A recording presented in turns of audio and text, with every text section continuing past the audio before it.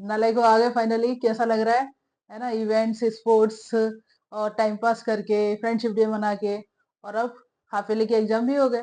Tension मतलब marks नहीं पूछ रहे, लेकिन हाफ ईयरली के मार्क्स देख के तेरे को समझ में आया कि भाई कुछ तो गड़बड़ चल रही है, मुझे कुछ तो सोचने की जरूरत है। उसी को आज डिस्कस करने वाले हैं कि हमारा कहाँ पर टाइम वेस्ट हो गया, उसको जाने दे, लेकिन उसकी वजह से क्या प्रॉब्लम्स आ रहे हैं उसे हम कैसे सॉल्व करें। इसी के ऊपर हमारा आज का वीडियो है। तो लेट्स स्टार्ट। बात कर रहे हैं हम क्लास 10 के रिसेट करने की। मतलब जो गलतियां हमसे हो गई हैं, जो बैकलॉग हो गया है, या बार बार तुझे थोड़ा सा फियर आ रहा है कि अभी कैसे करें, जो 90% वाला तेरा टारगेट था वो तुझे दूर जाता हुआ दिखाई दे रहा है, तो उसको फिर से हम रीगेन कैसे कर सकते हैं, फिर से उसके पास कैसे पहुंचे, वो सारी चीजें डिस्कशन करते हैं। जिसमें सबसे पहला जो पॉइंट है, ये कुछ आज की वीडियो में जो हम टॉपिक्स डिस्कस करेंगे वो लिखे हैं मैंने। जिसमें बैकलॉग है बच्चे, बैकलॉग के बाद कंसिस्टेंसी, कंसिस्टेंटली तेरे लो मार्क्स आ रहे हैं, ये एक हमारा इश्यू है। माइंडसेट बार बार हमारा डिस्टर्ब हो जाता है, ये हमारा एक इश्यू है। हम बहुत बार कंसेप्ट को छोड़ के रट्टे पे चले जाते हैं, ये भी एक हमारा प्रॉब्लम आता है। इसके बाद बात करेंगे एक्सक्यूजेस, बहुत सारे हैं हमारे पास में, है ना? अभी होके गया जैसे फ्रेंडशिप डे, अभी एक एक्सक्यूज मिला हम लोगों को। उससे पहले स्पोर्ट्स था, फुटबॉल था, कुछ पिक्चर आ जाती है, मूवी आ जाती है, तो बहुत सारे excuses, an number of excuses तेरे पास में है। ठीक है, तो वो बार बार आ जाते हैं। स्टडी स्टाइल हमारी क्या होनी चाहिए, डेली रूटीन हमारा क्या होना चाहिए, रोड मैप हमारा क्या होना चाहिए, ये सारे रोड मैप हमारा क्या होना चाहिए। एंड प्लस हम बात करेंगे मिस्टेक्स, क्या हम ऐसी क्या गलतियां कर रहे हैं जो अवॉइड करने से हम एक बेटर कंडीशन में पहुंच सकते हैं। तो ये सब हम अभी आज की वीडियो में डिस्कशन कर लेते हैं जल्दी से। इसके जिसमें सबसे पहले हमारा स्टार्ट होने वाला बच्चे क्या, हम्म बहुत बड़ा मुद्दा, बैकलॉग, है ना? जिसने हम सब लोगों की जान खाई रहती है हमेशा। सब बोलते हैं बैकलॉग नहीं होना चाहिए, बैकलॉग नहीं होना चाहिए, पर हो जाता है यार। अभी स्पोर्ट्स आ गए तो तू क्या करेगा? फुटबॉल था खेलना, तो उसे मिस तो नहीं कर सकता, है ना? या बैडमिंटन है तो उसे हम लोग मिस तो नहीं कर सकते, है ना? अब बैकलॉग हो गया, अब क्या करें? बैकलॉग हो क्यों जाता, दो तीन चीजें देख लेते हैं जिससे तेरे दिमाग में नेक्स्ट टाइम रहे कि भाई अभी ये आएगा ना, तो अभी थोड़ा सा इस चीज से थोड़ा सा मेरे को मतलब साइड होना है, बिकॉज अब नियर बाई एग्जाम है ना? जैसे बहुत ज्यादा तू टाइम पास करेगा तो तेरे दिमाग में आना चाहिए कि नहीं बाबा, ये अब थोड़ा सा प्रॉब्लमेटिक होने वाला है ना? टाइम पास किसी भी रीजन से, तेरे दोस्त का बर्थडे उसमें तू चला गया, है ना? अब उसमें तूने एक दिन खराब कर दिया, ऐसे एक एक करके बहुत सारा टाइम पास हमारा हो जाता है। इरेगुलरिटी, है ना? बैकलॉग होने का एक सबसे बड़ा रीजन बेटा इरेगुलरिटी भी है। मतलब तू रोजाना स्कूल नहीं जा रहा, है ना? होमवर्क डेली नहीं कर रहा, और दूसरा साथ में मतलब कंसिस्टेंटली पढ़ भी नहीं रहा, है ना? तो इरेगुलरिटी एक बहुत बड़ा रीजन हो सकता है। और उसकी वजह से हमारी जो चीजें है ना, हमारी जो पढ़ाई की गाड़ी है वो बार बार ऑफ द ट्रैक चली जाती है, कि हमने 4 दिन किया, लेकिन अभी दोस्त का बर्थडे आ गया, अब उसमें चले गए, अब 2 दिन हमारा मन ही नहीं कर रहा। तो ये बार बार हमारी जो पढ़ाई की गाड़ी है वो क्या होगी, ऑफ द ट्रैक आएगी। इसके बाद हमारा दूसरा मुद्दा क्या हो जाता है, ये तो हमने देख लिया कि एक बैकलॉग हो गया। अब बैकलॉग की वजह से हमारा उसके कॉन्सिक्वेंस क्या आ रहा है, कि हमारी कंसिस्टेंटली बार बार बार बार लो मार्क्स आ रहे हैं, है ना? और वो क्या कर रहे हैं, वो कहीं ना कहीं हमारा माइंडसेट डिमोरलाइज करते हैं, हमें कहीं ना कहीं लो फील कराते हैं। कंसिस्टेंटली लो मार्क्स क्यों आ रहे हैं? Unawareness of importance of basics. तो ये चीजें जो बैकलॉग हो रहा है, टाइम पास हो जा रहा है, वो क्यों कर पा रहा है? क्योंकि तुझे कहीं ना कहीं ये अवेयरनेस नहीं है कि भाई मेरे बेसिक्स स्ट्रांग होना क्यों इम्पोर्टेंट है। आने वाली जर्नी में तेरा अगर आगे जाके तू कोई भी कंपटीशन देता है या आगे कुछ भी करता है, उसमें तुझे तेरे बेसिक्स, तेरे कंसेप्ट लगने ही वाले हैं। अगर वो अच्छी तरीके से तू काम नहीं करेगा और वो स्ट्रांग नहीं होंगे, तो तुझे कहीं ना कहीं प्रॉब्लम आएगी आएगी। जैसे एक बहुत अच्छा एग्जांपल देते हैं, जैसे आप नीट की प्रिपरेशन करते हो या आप जे की प्रिपरेशन करते हो, उसमें देखो प्रिपरेशन सब कर रहे हैं, पर उसमें उस बच्चे का फायदा सबसे ज्यादा है जिसके कॉन्सेप्ट्स क्लियर है, जिसका बेसिक्स स्ट्रांग है, क्योंकि वो बहुत जल्दी सोच पाता है मिनिमम टाइम में। क्योंकि आपकी कंपटीशन की कोई भी जर्नी हो, चाहे नीट ले ले चाहे जेई ले ले, उस सब में आपका आंसर, एक्यूरेट आंसर, कम से कम टाइम में इंपॉर्टेंट है। ऐसा नहीं तो भाई 6 घंटे में पेपर देगा, 3 घंटे में तुझे सब सोचना है, तो कहीं ना कहीं तेरे कंसेप्ट स्ट्रांग होना जरूरी है उसके लिए। तो ये बहुत बड़ा एक पॉइंट है कि हम ये नहीं समझते। हम सोचते हैं 9th 10th में यार 2 महीने में पढ़ लेंगे। नहीं बाबा, 2 महीने में तू क्या कर सकता है, रट सकता है। समझ के पढ़ना मुश्किल नहीं, समझ के पढ़ना आसान नहीं होगा, इसलिए हमें डेली पढ़ना पड़ेगा। दूसरी चीज अगर हम बात करें कंसिस्टेंसी, इससे सभी कहीं ना कहीं फेस कर रहे हैं। कंसिस्टेंसी इश्यू भी हो जाता है, बार बार कोई ना कोई चीज आ जाती है, और उसके लिए तुझे बार बार अपनी गाड़ी ट्रैक पे लाना जरूरी है। तुझे 2 दिन मन नहीं करेगा ऐसा नहीं होता। ये ऐसी चीजें तुझे रोज करनी है, इसलिए सब बोलते हैं ना डिसिप्लिन डिसिप्लिन। हम सोचते हैं अरे यार डिसिप्लिन क्या होता है, ठीक है आज पढ़ लिए कल पढ़ लिए, लेकिन आजकल आजकल करते करते तू आज खुद देख कि तूने हाफ ईयरली दे दिए, अभी तेरा रिजल्ट कहाँ पे है, क्या तू सेटिस्फाइड है? नहीं। इसलिए कंसिस्टेंसी जरूरी है। अगर 10 दिन है तो 10 में से शायद एक दिन नहीं कर पाएगा, लेकिन डेली अगर तू इंटेंट रखेगा तो 9 दिन तो कर पाएगा। कंसिस्टेंसी बहुत बड़ा इंपॉर्टेंट पॉइंट है बच्चे। And quality issue, quality issue वही है कि जब तू कम टाइम रहेगा, जैसे मान के चल 1 महीना होता है तो हम आराम से पढ़ते हैं, कंसेप्ट क्लियर करते हुए पढ़ते हैं। जब हमारे पास 15 दिन रह जाते हैं तो हम उसे शॉर्ट कर लेते हैं कि अब मैन पढ़ेंगे, बुक में से करेंगे। फिर और हमारे पास 5 दिन रह जाते हैं, फिर क्या होता है, शॉर्ट नोट्स उठाता है और उसका रट्टा मार रहा होता है, जिसका कोई भी आगे जाके तुझे फायदा मिलने वाला नहीं है। समझ में आया? नेक्स्ट हमारी जो बात है वो बच्चे माइंडसेट की है ना। लैक ऑफ एमर माइंडसेट। माइंडसेट हमारे एमर का नहीं है। एमर मतलब जो गोल ओरिएंटेड होते हैं, जो फोकस होते हैं, फोकस वाला माइंडसेट हमारा नहीं है। हमारा माइंडसेट है कर लेंगे हो जाएगा, 90 नहीं आए तो 85% आ जाएगा, 85 नहीं आया तो 80%। अरे परसेंटेज का मुद्दा ही नहीं भाई, मुद्दा है कि तू करना क्या चाहता है आगे। और माइट भी मैं तेरे पॉइंट से एग्री हूँ कि शायद इस एज में इस टाइम पे तुझे पता भी नहीं कि आगे क्या करना। बट ज्यादा फायदेमंद तो ये है ना कि तू अपने कंसेप्ट अच्छे रख के चल, कंसेप्ट बेसिक्स स्ट्रॉन्ग करके चल। वो तो तुझे देख लॉस तो करने नहीं वाले, लेकिन फायदा डेफिनेटली करने वाले, चाहे तू आगे जाके कुछ भी डिसाइड कर। तू कॉमर्स ले, साइंस ले, तू नीट दे, जेई दे, कुछ भी करेगा उसमें तुझे कंसेप्ट की अगर तेरे स्ट्रॉन्ग है ना, तो तुझे पक्का हेल्प होने ही वाली है। तू देखेगा बहुत सारे जो कोचिंग्स होते हैं वो स्टार्टिंग में तुझे कहीं ना कहीं पहले फाउंडेशन की क्लास कराते हैं 1 डेढ़ महीने, सो दैट कि तेरे जो बेसिक्स है वो ब्रश अप हो जाए। तो क्यों कराते हैं? इसीलिए ना क्योंकि उसकी इंपॉर्टेंस है, वो इम्पोर्टेंट है, वो हमें कहीं ना कहीं लगने वाले हैं। तो आपका जो माइंडसेट है वो एमर माइंडसेट होना बहुत जरूरी है, विजनरी होना पड़ेगा तुझे। तो आज सिर्फ 10th की परसेंटेज देख पा रहा है तो तेरे अंदर से मेहनत नहीं आएगी, डेडिकेशन नहीं आएगी।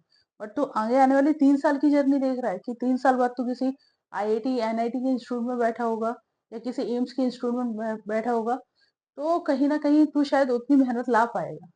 शॉर्ट टर्म विजन रख रहा है तो शायद नहीं ला पा रहा है कि ठीक है यार 90 नहीं बने तो 80 बन जाएंगे, कल को ये आ जाएगा कि मैं पास हो जाऊं वही बहुत है। ये धीरे धीरे आपका जो एमर माइंडसेट है वो डाउन होने लगता है। इसलिए हमेशा विजन रख कि तुझे एट द एंड कितनी दूर जाना है, क्या करना है, वो तेरे दिमाग में होना चाहिए। फिर बात करें एब्सेंस ऑफ विजनरी माइंडसेट, जो अभी अपन ने बात की है ना, और सेल्फ डाउट। लेकिन ये सेल्फ डाउट ना हर बच्चे को नहीं आता।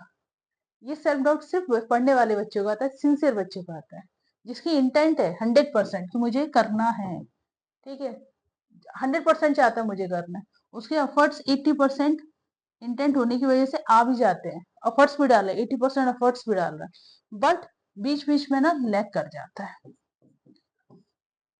इवेंट्स की वजह से, स्पोर्ट्स की वजह से, क्योंकि वो बाकी चीजों में भी एक्सेल करना चाहता है और भी चीजों में अच्छा है। तो वहां कहीं ना कहीं क्या होता है कि जब एफर्ट्स लेने के बाद भी, इंटेंट होने के बाद में भी, जब आपका रिजल्ट आता है और वो रिजल्ट बच्चे आपको 70% 80% दिखाई देता है या 80% दिखाई देता है, तो आपको क्या आने लगता है? Self doubt. समझा मेरी बात? कि तेरा इंटेंट भी था कि भाई मेरे को करना है, 100% था, लेकिन क्या हुआ, तेरे एफर्ट्स तूने देने जब गया एग्जीक्यूट करने गया तो तू 80% ही कर पाया। अब जो एफर्ट्स था, इंटेंट था, रिजल्ट जब तूने 80% एफर्ट दिए, एफर्ट्स दिए, तो तेरा जो रिजल्ट आएगा वो भी 70% के आसपास आएगा। तो वो देख के फिर तू धीरे धीरे सेल्फ डाउट में आने लगता है कि यार मेरे तो हाफ ईयरली में ही 70% के आसपास आ रहे हैं, कैसे मेरा फाइनल में 90% आएगा। तो ये प्रॉब्लम कहीं ना कहीं कंसिस्टेंटली हमारे दिमाग में होने लगती है। समझ में आया तुझे?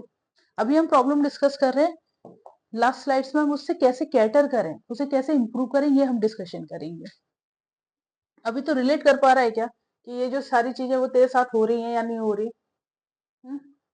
रिलेट कर पा रहा है? चल, इसके बाद में बात करते हैं, ये एक बहुत अंडररेटेड चीज है जिसके बारे में बहुत लोग बात नहीं करते, लेकिन बहुत इंपॉर्टेंट है। पहले फर्स्ट स्लाइड से हम लोग इस पर बात कर रहे हैं कि कंसेप्चुअल क्लैरिटी पे हमें जाना बहुत जरूरी है, इंस्टेड ऑफ दैट कि हम ग्रेड्स के पीछे भागे और हम सिर्फ 90% के पीछे भागे। अगर हमारे कंसेप्ट अच्छे क्लियर हैं तो हम डेफिनेटली ग्रेड्स अच्छे लेके ही आएंगे, है ना। तो कंसेप्ट होना चाहिए, रट्टा होना चाहिए। ये इसका सिंपल है कि रेंचो बनना है या चतुर बनना है। अब तू डिसाइड कर ले, चतुर बनेगा तो लॉन्ग टर्म नहीं जा पाएगा। जितना रट्टा मारा, बिना समझे रट्टा मारा, आगे का तुझे पता ही नहीं, ना उसका बेस पता, ना तुझे उसे कैसे यूज करना वो पता। बट अगर तूने समझ के पढ़ा है तो तू उसे कहीं भी, उस फॉर्मूला को कहीं पे भी यूज कर सकता है, चीजों को सोच पाएगा। क्लियर है। रॉन्ग स्टडी पैटर्न यही हो जाता है कि हम रट्टा मारने लगते हैं, एक टाइम के बाद पैसिव रीडिंग करने लगते हैं कि भाई क्या है कि चलो रट्टा मार लेते हैं, कल सुबह पेपर है। तूने समझा नहीं समझा तो तुझे याद भी नहीं रहने वाला, कंसेप्ट क्लियरिटी आने वाली नहीं है ना। शॉर्ट टर्म ट्रिक्स हम यूज करने लगते हैं कि पहले तो हम एकदम बेस बोलते हैं ना, एकदम डीप में जाके स्टडी करेंगे, बट जैसे जैसे आज पढ़ेंगे, कल पढ़ेंगे, परसों पढ़ेंगे, ये करते करते करते करते टाइम रह नहीं जाता। और फिर क्या होता है, फिर हमें शॉर्ट टिप्स पे जाना पड़ता है। शॉर्ट फॉर्मूला देख लेते हैं, हम बुक से नहीं पढ़ेंगे, हम किसी के नोट से पढ़ लेंगे। ये सारी चीजें आने लगती जो कहीं ना कहीं हमें पीछे खींच लेती हैं।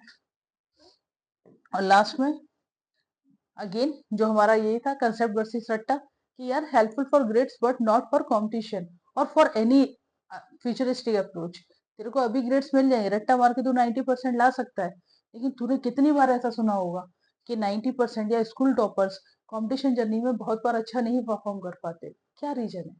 यही रीजन है बच्चे, कि वो कहीं ना कहीं क्या होता है, उन्होंने रट्टा मारा हुआ है, उन्होंने समझ के नहीं पढ़ा होता, उनके कंसेप्ट क्लियरिटी नहीं है, जिसकी वजह से क्या होता है कि वो कंपटीशन में या आगे किसी भी और अदर फर्दर एग्जाम्स में बहुत अच्छा परफॉर्म नहीं कर पाते। और उनको कहीं ना कहीं ये भी होता है कि अरे मैं तो स्कूल टॉपर्स में से हूँ, मुझसे क्यों नहीं हो रहा। तो वो कहीं ना कहीं उनके लिए और ज्यादा प्रॉब्लमेटिक हो जाता है। कहने का मतलब ये है बच्चे, कि तुझे अगर पढ़ना है तो तुझे कंसेप्ट क्लियरिटी के साथ पढ़ना चाहिए, ना कि रेक्टिफिकेशन के साथ। ये चीज बहुत अच्छे से तू आज से ही अप्लाई कर, ये तुझे हमेशा लगने वाली है। क्लियर है। ये तो ऐसा स्लाइड है जिसमें चाहे कुछ भी लिख दो, है ना। एक्सक्यूजेस का देर इज नो एंड। आप मूवी लिख दो, आप इवेंट्स लिख दो, आप स्पोर्ट्स लिख दो, फ्रेंड का बर्थडे लिख दो, आप कोई सेलिब्रेशन लिख दो, एन नंबर। मतलब इसमें मैं कुछ भी लिखते जाऊं तो बहुत कुछ एंड नहीं है। लेकिन ये सारे सबके अलग अलग हो सकते हैं, लेकिन ये सबके साथ हो रहा है। ये भी एक बहुत बड़ा मुद्दा होता है बच्चे, जिसकी वजह से हमारे ग्रेड्स कम होना शुरू कर देते हैं, है ना। अब हम ये समझने की कोशिश करें कि भाई अभी तक हमने प्रॉब्लम समझा कि ये सब तेरे साथ में हो रहा है, जितने भी हमने पॉइंट्स डिस्कस किए वो सब तेरे साथ में हो रहे हैं, तू रिलेट कर पा रहा है। अब हो तो रहे हैं या हो गए हैं, अब करना क्या है ना। तो अब हम उसे कैसे थोड़ा सा ब्रेक कर सकते हैं वन बाय वन। जैसे इरेगुलरिटी एक इश्यू होता है, तो इनकंसिस्टेंसी को तू थोड़ा सा ब्रेक कर, है ना। कंसिस्टेंट रहने की कोशिश कर, तुझे रोज पढ़ना है, बस इतना करना है। बेशक तू आधा घंटा पढ़, 15 मिनट पढ़, 1 घंटे पढ़, 2 घंटे पढ़, लेकिन पढ़ना रोज है। एक 15 मिनट का अगर जिद करके बैठेगा तो हो जाएगा, बिल्कुल मैं मान रही हूँ कि रोज 2 घंटे 3 घंटे पढ़ने की इच्छा नहीं आएगी। लेकिन ये है कि अगर 15 मिनट से सोचेगा कि चल मैं 3 घंटे नहीं पढ़ रहा, लेकिन आज 1 घंटे पढ़ लेता हूँ, मैं सारे सब्जेक्ट नहीं पढ़ूंगा लेकिन मैथ की प्रैक्टिस नहीं छोड़ूंगा, ये अगर माइंडसेट तू ले आएगा तो कहीं ना कहीं डेली कंसिस्टेंट वे में तू पढ़ पाएगा। राइट है। दूसरी चीज, अवॉइड बैकलॉग। बैकलॉग कैसे अवॉइड कर सकते हैं?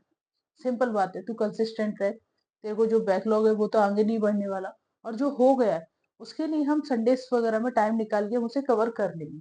देख 10th का जो सिलेबस है इतना ज्यादा नहीं होता कि अगर हम 2 महीने 2.5 महीने अच्छे से एकदम डेडिकेटेड होकर पढ़ाई करें तो वो कवर ना हो। बिल्कुल हो जाता है, क्योंकि सिलेबस जो है वो थोड़ा लिमिटेड फॉर्मेट में होता है, तो हम आराम से उसे कवर कर सकते हैं। लेकिन करने से होगा, सोचने से नहीं होगा। ओके।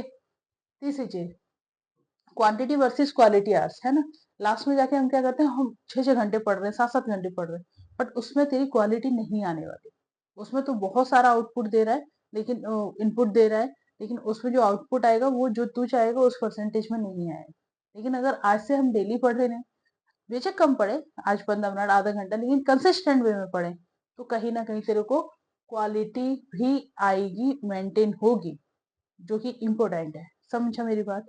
क्वालिटी इंपॉर्टेंट है, क्वांटिटी इंपॉर्टेंट नहीं है। तू लास्ट में जाके 6 6 घंटे पढ़ रहा है, जैसे तू एग्जाम्पल से समझ, अभी तेरे यूनिट टेस्ट हुए होंगे। यूनिट टेस्ट के एक रात पहले पढ़ते हैं हम लोग, आधी रात जाग के पढ़ते हैं। बट क्या उससे तू बहुत अच्छे मार्क्स ले आता है?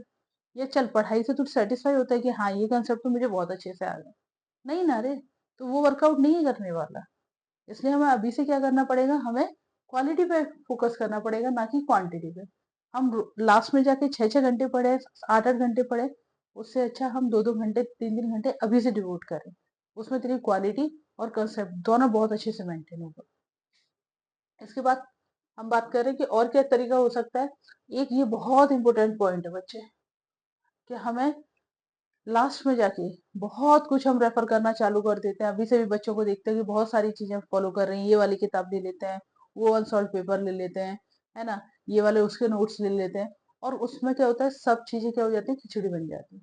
इसलिए बहुत इंपॉर्टेंट है कि तू स्पेसिफिक चीजों को फॉलो कर, जिसमें सिर्फ एनसीईआरटी तुझे फॉलो करनी है, खुद के नोट्स तूने फॉलो करने हैं और नोट्स बनाने हैं। खुद के नोट्स बनाने हैं, दूसरे के नोट्स फॉलो नहीं करने। उसके एक सबसे बड़ा फायदा है कि जब तू खुद के नोट्स बनाएगा तो तुझे चीजें याद हो जाती है। जब हम लिखते हैं, ये रिसर्च में बताया है और रिसर्च में प्रूफ किया गया है कि जो भी चीज आप लिख देते हो आपकी मेमोरी में ज्यादा टाइम तक वो चीज रहती है। तो जब खुद के नोट्स बनाते हो तो तुझे याद रहेगा तूने कहाँ लिखा है, क्या लिखा है, और तुझे रिकॉल करने में ज्यादा आसानी जाएगी। ठीक है, तो खुद के नोट्स बनाने हैं और खुद के नोट्स से ही रेफर करके हमें पढ़ना है। प्लस पीवाईक्यूज, जब तेरा एनसीईआरटी और ओन नोट्स पढ़ के हो जाता है, देन तू क्या रेफर कर, तू पीवाईक्यूज रेफर कर, है ना। उसको कंफर्म करने के लिए भाई मैंने जो पढ़ा है मुझे आ रहा है या नहीं आ रहा, उसके लिए हम पीवाईक्यूज रेफर करते हैं। क्लियर है ये बात? Writing and calculating, calculation practice रोज आना करनी है। क्योंकि देख, तूने पढ़ लिया, तुझे कंसेप्ट आता है, मुझे इसमें कोई डाउट नहीं है। कोई भी तू उठा ले, सपोज तूने इलेक्ट्रिसिटी उठा ली, मैं तुझे पूछूं ना तो तुरंत बता देगा। लेकिन जब तू उसे लिखने बैठेगा तो लिखने में तुझे प्रॉब्लम आएगी। मैं बोलूँ 3 मार्क्स का क्वेश्चन लिख दे, तो शायद तू वहां पे थोड़ा सा तेरे को समझ नहीं आ गया, लैंग्वेज कैसे मैं लिखूं, मेरे को कंसेप्ट पता है लेकिन मैं लिखूं कैसे। तो उसके लिए तेरे को क्या जरूरी है, तेरे को राइटिंग प्रैक्टिस बहुत ज्यादा जरूरी है बच्चे। कैलकुलेशन, अगेन मैथ्स की हम बात कर रहे हैं। ऐसा एक भी दिन नहीं होना चाहिए जिसमें तू मैथ्स प्रैक्टिस ना करे। चाहे तुझे आगे जाके लगने वाला है या नहीं लगने वाला, तू कॉमर्स लेने वाला है, तू बायो लेने वाला है, स्टिल टेंथ में मैथ्स की बहुत इंपॉर्टेंट, कहीं ना कहीं इंपॉर्टेंस है। और उसके लिए तुझे डेली कैलकुलेशन प्रैक्टिस करनी चाहिए।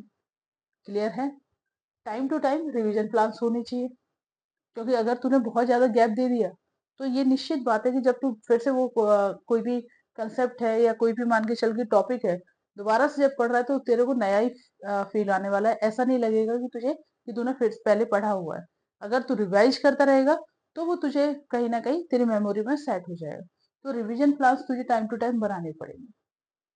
फॉलो लेस टीचर्स, क्यों इम्पोर्टेंट है भाई? आजकल ऑनलाइन का टाइम है, यूट्यूब का टाइम है। पहले जैसा टाइम तो है नहीं कि आप क्लास में जा रहे हो, एक टीचर पढ़ा रहा है। तेरे पास पढ़ने के अनगिनत सोर्स हैं। स्कूल के टीचर्स, कोचिंग के टीचर्स, ऑनलाइन में टीचर्स। लेकिन ये सब देख, सबका पढ़ाना अच्छा है, किसी का ऐसा नहीं कि पढ़ाना अच्छा नहीं, लेकिन सबका पढ़ाने का तरीका अलग हो सकता है। तेरे अकॉर्डिंग तेरे को सजेशन जो मिल रहा है वो अलग हो सकता है। इसलिए बहुत जरूरी है कि हम ज्यादा से ज्यादा एक या दो टीचर की बात सुने और बहुत ज्यादा टीचर्स के पीछे ना भागें। है ना, जो एक और दो टीचर बता रहे हैं उसे हम बहुत अच्छे से इम्प्लीमेंट करें और फॉलो करने का ट्राई करें। क्लियर? हेल्थी कंपटीशन होना चाहिए, है ना। क्या होता है बच्चे कि हम स्टार्टिंग में एफर्ट्स नहीं मारते, बाद में हम बहुत एफर्ट्स ले रहे हैं, लेकिन चूंकि टाइम कम है तो हम उतनी क्वालिटी या उतना रिजल्ट आउटपुट नहीं दे पाते। और ये धीरे धीरे समटाइम्स ना नेगेटिविटी में भी जाने लगता है। ये हमसे नहीं होने देना। हमें अपने ऊपर, अपनी पढ़ाई के ऊपर, अपनी प्रिपरेशन के ऊपर बिलीव रखना है और हमेशा हेल्थी कंपटीशन में बिलीव करना है। क्योंकि कहीं ना कहीं जब टॉक्सिसिटी आने लगती है ना कंपटीशन में, तो वो आज नहीं कल तेरे माइंडसेट को कहीं ना कहीं खराब करेगी, जो लॉन्ग टर्म में एक अच्छे रिजल्ट के लिए, एक अच्छी प्रिपरेशन के लिए सही नहीं। तो हमेशा हमें हेल्दी कंपटीशन रखना है। हमें कभी भी बहुत ज्यादा नेगेटिव कंपटीशन में नहीं जाना है। क्लियर? इसके बाद बात कर सब्जेक्ट वाइज स्ट्रेटेजी। अब ये तुझे ऑलरेडी स्कूल में और कोचिंग में बहुत सारे टीचर्स ने बताया है। जैसे कि सपोज अगर बात कर रहे हैं, तो मैथ की बात कर रहे हैं, ठीक है। वो ज्यादा बेकार राइटिंग आई, रुक,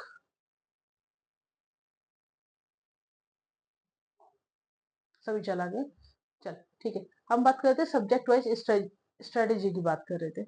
अब सब्जेक्ट वाइज स्ट्रेटेजी में अगर बात करें तो क्या है बच्चे, कि अगर हम मैथ्स में बात करें, ठीक है, तो मैथ्स में डेली प्रैक्टिस रिक्वायर है, मतलब है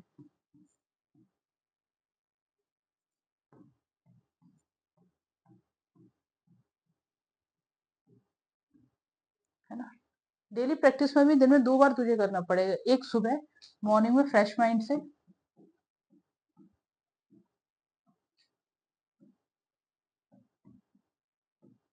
और एक शाम को फिर से तुझे वो क्वेश्चन अप्रोच करने हैं जो तुझे सुबह नहीं आ पाए, फिर से वो क्वेश्चन तू अप्रोच कर इवनिंग में।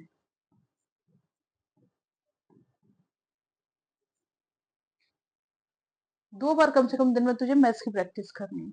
अगर तू साइंस सब्जेक्ट की बात कर रहा है, तो साइंस के सब्जेक्ट तुझे एवरी इवनिंग तुझे साइंस का सब्जेक्ट उठाना और याद करना है, और बीच में 2 दिन के बाद 3 दिन के बाद उसकी तुझे राइटिंग प्रैक्टिस करनी है। एसएसटी की बात करें तो एसएसटी में बहुत ज्यादा कुछ रॉकेट साइंस नहीं है, सिर्फ एक स्टोरी टेलिंग जो है वो तुझे बहुत अच्छे से करना पड़ेगा, और उसकी भी तुझे क्या करनी पड़ेगी, राइटिंग प्रैक्टिस करनी पड़ेगी।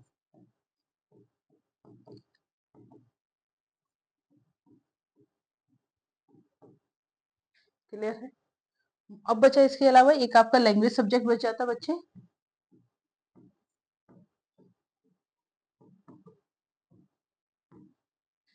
हिंदी या इंग्लिश।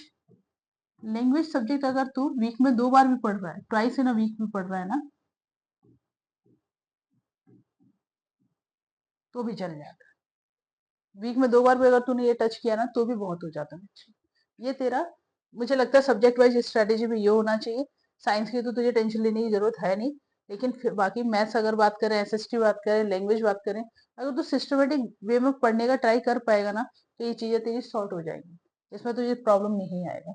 एंड लास्ट, ये बहुत इंपॉर्टेंट है बच्चे, हमने डोंट स्टडी फॉर ग्रेड्स, ये हमने डिस्कशन कर लिया है कि कंसेप्ट के लिए हमें पढ़ना है, और ये अपना है डोंट गेट स्कैर्ड।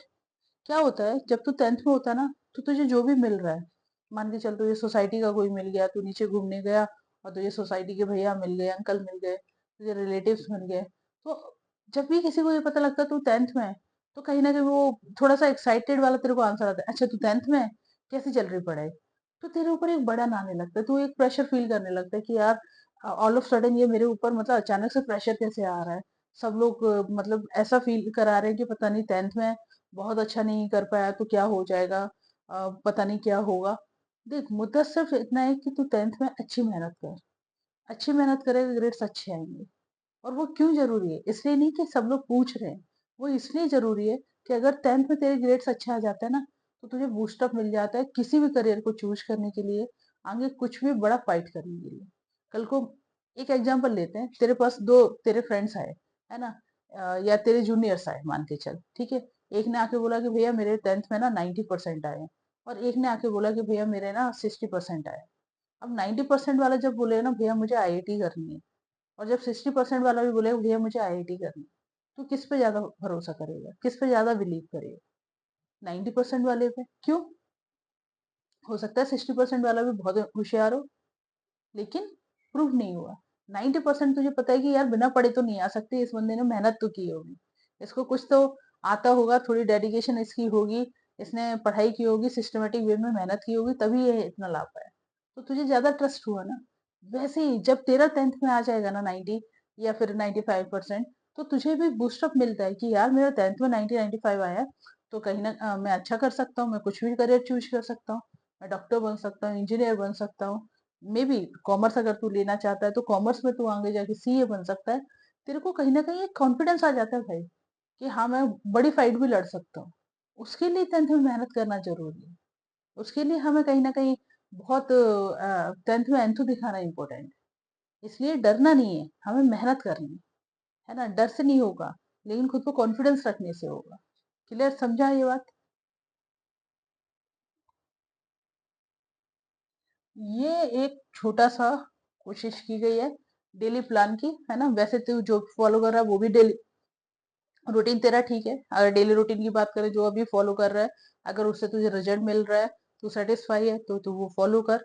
लेकिन अगर तुझे लग रहा है कि नहीं यार इससे मुझे सेटिस्फैक्ट्री आंसर नहीं मिल रहा, आउटपुट नहीं मिल रहा, तो एक बार रीचेक कर सकता है। थोड़ा सा मैंने ब्रीफ करके लिखने का ट्राई किया है कि डेली रूटीन कैसा हो सकता है ना। जैसे मॉर्निंग में तू जब उठे तो एक 15 मिनट के लिए कोई रिलैक्सेशन एक्टिविटी कर।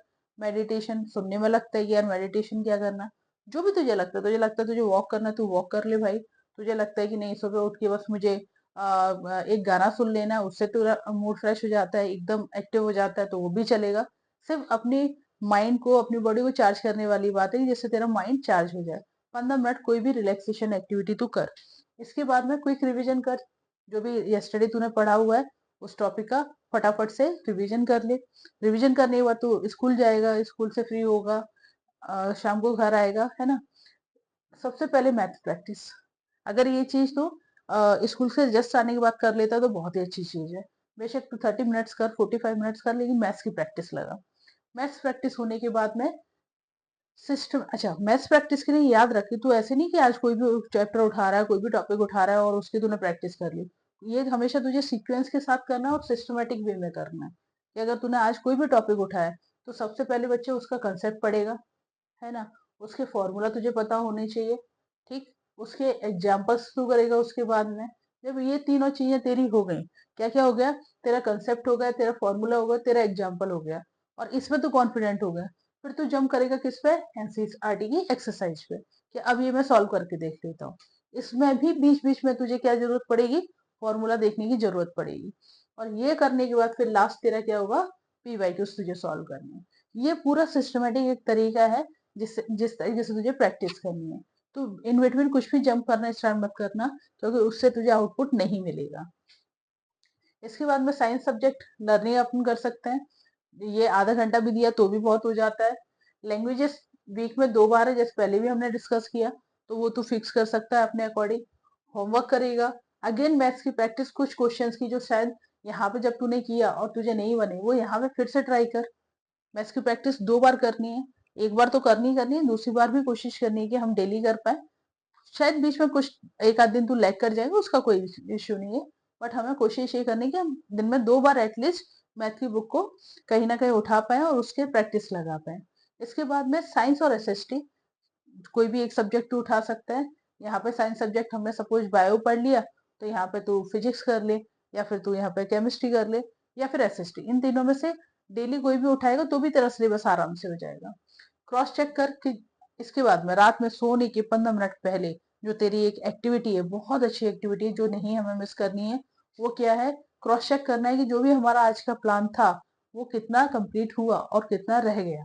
और उसके अकॉर्डिंगली तुझे क्या करना है, नेक्स्ट डे का बच्चे प्लान बनाना है। तुझे आज नहीं सोचना कि भाई मुझे आज क्या करना है, वरना आज का दिन पूरा खराब होगा।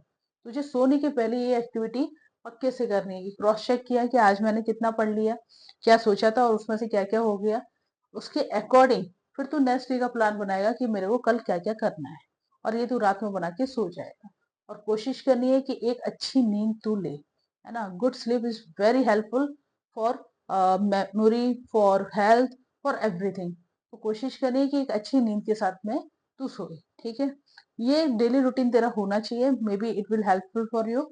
और अगर तेरा खुद का कोई अच्छा रूटीन चल रहा है जिससे अच्छा आउटपुट मिल रहा है, तो वो भी कोई इश्यू वाली बात नहीं है।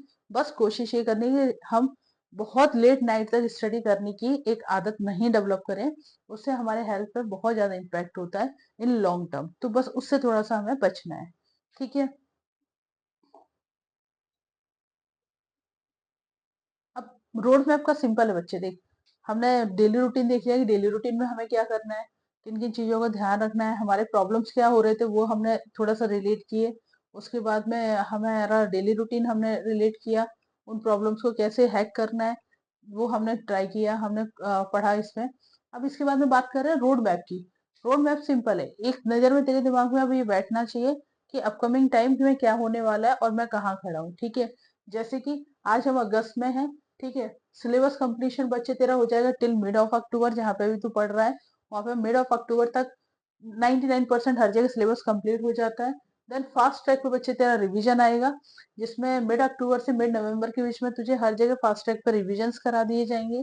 देन टेस्ट सीरीज होंगी 2, test series 1 and test series 2, जिसमें मिड ऑफ नवंबर से दिसंबर तक तेरी फर्स्ट टेस्ट सीरीज आएगी।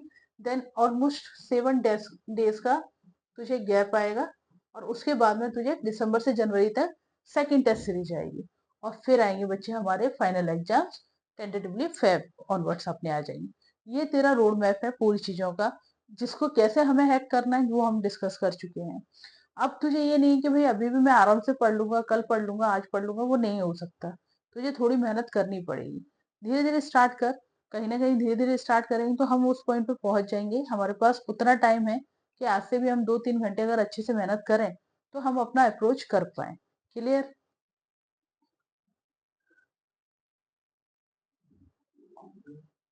बस यही अपना डिस्कशन था कि भाई कैसे आज जहाँ पे हैं हम 10th में, जिस पॉइंट पे हैं, हमारा कुछ बैकलॉग हो गया है, हमारी कुछ चीजें मिस हो गई हैं, है ना, हमें कुछ चीजों का फियर आ रहा है कि भाई अब 95% मिल पाएगा, नहीं मिल पाएगा, वो सारी चीजों के लिए डिस्कशन था। तू अच्छे से पढ़, मेहनत कर, और लगता है तुझे कोई भी प्रॉब्लम आ रही है तो कनेक्ट कर सकता है। All the best.